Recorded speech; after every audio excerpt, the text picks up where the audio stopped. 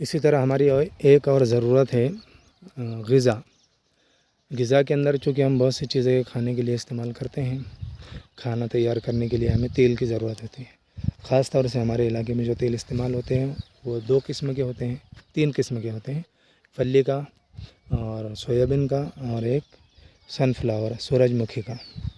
अब सूरजमुखी का और सोयाबीन का तेल ये ज़्यादातर लोग इस्तेमाल करते हैं, क्योंकि फल्ली का तेल थोड़ा महंगा कॉस्टली होता है, इसके लिए ज़्यादा लोग उसको इस्तेमाल नहीं करते। और वैसे भी केमिकल से पाक चीज़ें तो ये मिलती ही नहीं, बगैर केमिकल की कोई चीज़ ये तैयार नहीं होती। अगर वैसे लेने के लिए जाएंगे तो 1 लीटर 1 किलो तेल की कीमत बहुत ज़्यादा हो जाएंगी। हम भी जो ग़िज़ा के अंदर जो तेल इस्तेमाल करते हैं वो सब केमिकल मिला हुआ तेल होता है, इसीलिए हमारी सेहत पर उसके मुज़िर असरात होते हैं। तो तेल, शक्कर वगैरह इसका कम से कम हमें इस्तेमाल करना चाहिए। अब ये सोयाबीन की खेती है। अब यहाँ पर ये इस तरह से उसके फूल आते हैं, फूल आने के बाद इसको फलियाँ आती है, फल आते हैं उसके।